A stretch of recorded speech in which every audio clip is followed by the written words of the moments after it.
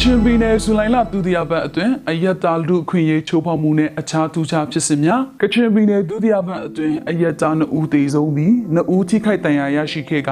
30ဦးကျော်ဖမ်းဆီးခံခဲ့ရပါတယ်။ကချင်ပြည်နယ်နေရာအနှံ့တွင်လည်းတိုက်ပွဲအတီးတီးဖြစ်ပွားခဲ့ပါတယ်။ပြီးခဲ့တဲ့ဇူလိုင်လ10ရက်နေ့တွင်မိုးကောင်းမြို့နယ်စားမော်ကျေးရွာမှပါရာရေးဆရာအပါအဝင်အယက်သား30ကျော်ကို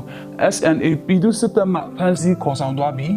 ဇူလိုင်လ10ရက်နေ့တွင်အားလုံးကိုပြန်လွှတ်ပေးခဲ့ပါတယ်။ဇူလိုင်လ6ရက်နေ့တွင်အင်တော်ကြီးဝေလုံကျေးရွာမှ KA တပ်သား2ဦးမှငိုးရရန်ကာလက်နက်ပစ်ခတ်မှုကြောင့်အမျိုးသမီး2ဦးနဲ့အုပ်ကြီးကိုအိုင်နောင်တေဆုံးခဲ့ပြီးနောက်ရမီရဖဦးမြင့်မောင်နဲ့အခြားအမျိုးသမီး2ဦးတန်ရာရရှိခဲ့ပါတယ်။အဆိုပါတပ်သား2ဦးမှ2ဦးသည်မိမိကိုယ်ကိုပြစ်တက်ခဲ့ပြီး၎င်းဖြစ်စဉ်နဲ့ပတ်သက်ပြီး KA တပ်မဟာကုန်းမှတာဝန်ရှိသူများကကျူးလွန်သူများအားခုရုံးဖွဲ့အရေးယူကတာဝန်ယူတာဝန်ခံအပြည့်နဲ့နစ်နာသူများအားအကောင်းဆုံးညှိနှိုင်းဆောင်ရွက်မှုပြုလုပ်နေကြောင်းလူမှုကွန်ရက်စာမျက်နှာတွင်ဖော်ပြထားပါတယ်။မြစ်ချနာမန္တလေးလမ်းပိုင်းစီရေးအခြေအနေကြောင့်အချိန်ကြာပိတ်ဆို့ထားမှုကြောင့်ခရီးသွားကုန်တဲ့ကားသမားများအခက်အခဲများနဲ့ကြုံတွေ့နေရပြီးပုံတိုးလွယ်တဲ့ဟင်းသီးဟင်းရွက်များကိုမူလဈေးထက်ထက်ဝက်ခန့်ချပြီးနီးစပ်ရွာရာထီးတို့ရောင်းချခဲ့ကြောင်းသိရပါတယ်။အဆိုပါလမ်းပိတ်ဆို့မှုကြောင့်မြစ်ချနာမြို့တွင်ကုန်ပစ္စည်းများပြက်လက်မှုနဲ့ကြုံတွေ့နေရက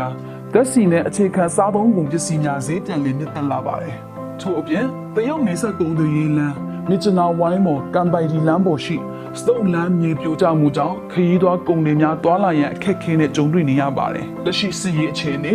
ရွှေကူနဲ့ဗမော်ဒေသတွေနေစဉ်နဲ့အများတိုက်ပွဲပြင်းထန်နေပြီးစစ်ကော်မရှင်တပ်မှကုန်လန်လေကြောင်းအုံပြုတိုက်ခိုက်နေပြီးလက်နက်နဲ့ရိခါများကိုလေကြောင်းဖြင့်ဖြည့်တင်းနေပါတယ်။ထို့အပြင်အင်းတော်ကြီးဒေသနဲ့ဘူတောင်အိုခေါလောင်ဖူးဒေသတို့တွင်လည်း KA ပူးပေါင်းတပ်နဲ့စစ်ကော်မရှင်ပူးပေါင်းတပ်တို့ကြားတိုက်ပွဲဖြစ်ပွားခဲ့ပြီး KA ဘက်မှစစ်ကော်မရှင်တပ်စခန်းအချို့ကိုသိမ်းပိုက်ရရှိခဲ့ပါတယ်။2023ခုနှစ်ဖေဖော်ဝါရီလမှ2026ခုနှစ်ဇွန်လအထိ